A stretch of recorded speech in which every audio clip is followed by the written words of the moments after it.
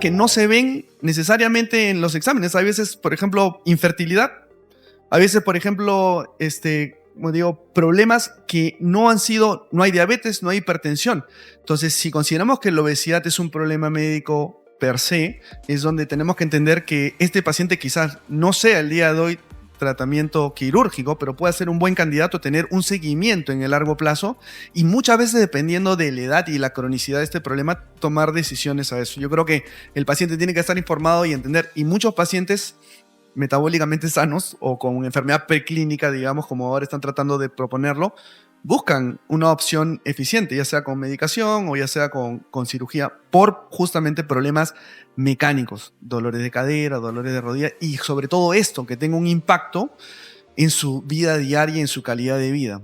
Entonces, la línea es muy delgada realmente de decir cuándo intervenir o cuándo no. Yo siempre digo, no hay salud en todas las tallas. Yo le digo muchas veces a los pacientes, soy optimista, me considero, pero yo siempre le digo, más bien hay enfermedad en todas las tallas. O sea, hay gente que es delgada, que tiene mayores problemas médicos que alguien con obesidad, sin hipertensión y sin diabetes. Y eso depende mucho de una evaluación integral, ¿no? No solo porque hay obesidad hay que tratarla, creo que hay que tratar de entender la vida del paciente. No, muchas gracias. Yo, de acuerdo con los comentarios del doctor, sí considero que tal vez, bueno, el tema de que la obesidad es una enfermedad es relativamente nuevo, ¿verdad? O sea, todos estamos acostumbrados, todos los que nos formamos hace algunos años tenemos la idea que esto es una condición y bueno, ha sido la evolución en el tiempo que viró y que ahora tenemos que asimilar que es una enfermedad, pero creo que eso ocupa tiempo para que vaya calando de una mejor manera. Pero un poco con lo que se está comentando, lo que preguntaba el doctor Roca, yo creo que la mayoría de los problemas se resuelven cuando uno los clasifica. Entonces yo creo que ahí yo lo uso mucho con diabetes y con diferentes enfermedades.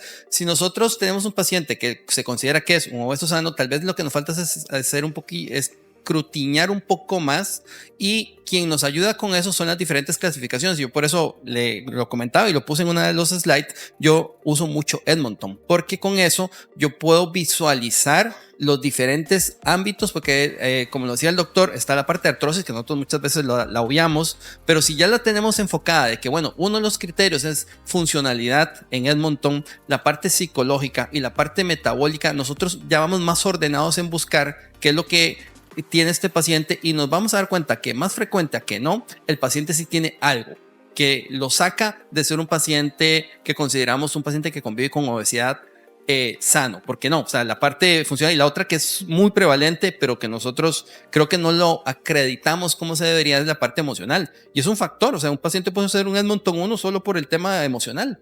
Y tal vez si no lo buscamos, pues probablemente se nos va a pasar. Artrosis definitivamente, ¿verdad? Ya inclusive tenemos datos, yo sé que el doctor tiene todos los datos en cirugía, pero también tenemos los datos con GLP-1 y la parte de artrosis. Entonces yo creo que el mensaje que yo daría es, clasifica al paciente, tenemos que aprender a reconocer que esto es una enfermedad y parte de aprender a reconocer que es una enfermedad es tener un criterio más objetivo de cómo evaluarla y la manera más objetiva es clasificándolos desde el día 1. Si hacemos eso, como les digo, más frecuente que no se van a dar cuenta que hay muchos detalles que se nos pasaron y que hacían que ese paciente que considerábamos sano realmente no era tan sano.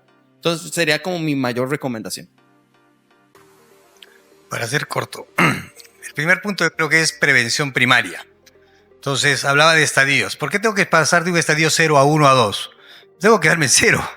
Nunca pasar al 1 a 2. Si tengo IMC de 27, no puedo pasar al 28 ni al 29 si hablamos de IMC. Si tengo porcentaje de grasa corporal 28, ¿por qué tengo que pasar a 30, 32? Tengo que tener tamizaje y seguimiento. Pero, ¿cuál es el problema? No hay reconocimiento. El paciente no reconoce que tiene la enfermedad y el médico tampoco reconoce que tiene la enfermedad. Diagnóstico no tiene peso alto y no tiene el diagnóstico en la historia clínica. Entonces, ¿qué vamos a abordar?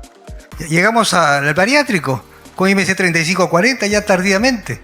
Es como cuando los pacientes tienen falla cardíaca, llegan por falla cardíaca con todas las complicaciones porque no hubo tratamiento de diabetes. Entonces, como no hay tratamiento de la diabetes previamente, pues llega con todas las complicaciones al nefrólogo, cardiólogo. Entonces, el actuar tempranamente.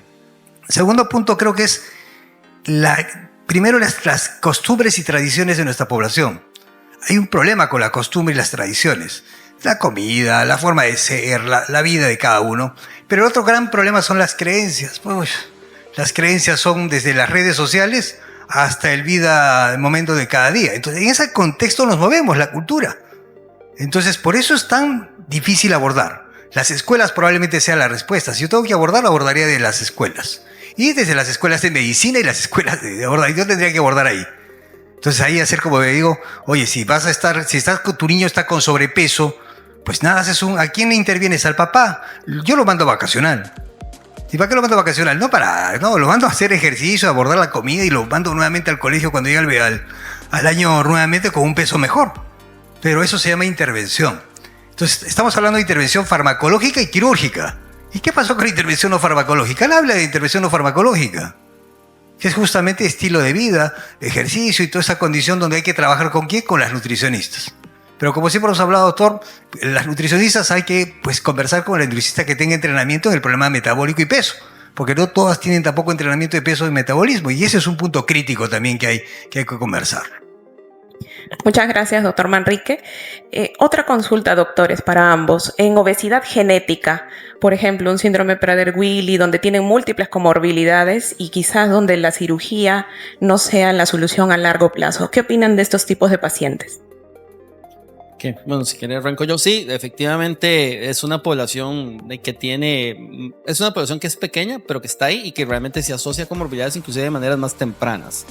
Quizás lo que sucede aquí es que los datos en esa población son escasos. Muchos inclusive son excluidos son pacientes que activamente se excluyen de los ensayos clínicos porque saben que tienen un factor adicional que puede alterar los resultados. Entonces, si tenemos datos con esta población, hasta donde ya mi conocimiento son muy limitados, que si usamos esas estrategias en el día a día, la respuesta es que sí. O sea, yo sí, farmacológicamente hablando, sí, porque cuando usted tiene un paciente al frente, y eso es algo que yo también se lo comento muchísimo de los residentes, usted tiene que ver cómo lo resuelve. O sea, él está llegando ahí para que usted le resuelva algo. Entonces, desde ese punto de vista, sí, off-label, hemos utilizado análogos de GLP-1, la respuesta realmente no es buena, no es mala, pero es heterogénea. O sea, no podemos ver como un patrón que podamos nosotros analizar de que a todos les fue muy bien o no. Realmente, les soy muy sincero, en la experiencia que he tenido es muy heterogénea porque entran otros factores en esta población, porque muchos ocupan asistencia de sus papás. Muchos, por ejemplo, tienen estas situaciones que son comedores compulsivos y el fármaco per se no logra solventar todo. El abordaje psicológico de ellos es muy difícil, ¿verdad? Porque realmente son poblaciones especiales en ese sentido y entonces la respuesta, como digo, es heterogénea. Entonces, yo diría que sí lo usamos de forma off-label y la experiencia no podría decir que linealmente vemos que yo diga, sí, todos los Prader-Willi me perdieron más de un 10%. No, mentira. La verdad nunca me ha tocado ver uno de esos pacientes. Sí, en congresos se ha hablado de reportes de caso y en la cirugía siendo una opción, digamos, en el corto, digamos, plazo, ¿no? Pero realmente como para pensar que estos pacientes deben de ir a cirugía, yo creo que la respuesta va a ser al final heterogéneo, la recurrencia va a ser en tales parte de, digamos, en la condición genética. Yo solamente para contar un caso así cortito, un Prader-Willi que usó retratutide y después sema y entró a un protocolo, perdió 100 kilos de peso. ¿Ya? Pero ¿cuál es el punto? El diagnóstico fue hecho posterior, fue un Prader-Willi atípico, pero Prader-Willi genético con validación de cromosoma. Y el otro punto crítico es que él tenía ya 28 años, tenía 180 kilos y hoy día tiene 80 kilos. Pero ¿sabes cuál es el enfoque? El muchacho ahora hace ejercicio, deporte, cambió la visión, se pone ahora su medicamento, su análogo GLP-1 y realmente nada, y tenía un equipo pues que tenía nutriólogo, deportólogo, tenía todo. Es condición, como te digo, pero es reporte de caso. Pero mira que sí como retratutide más semaglutide en este paciente tuvo una pérdida de peso de 100 kilos. En aras del tiempo, agradecemos con un fuerte aplauso al doctor Ruiz y al doctor Poi.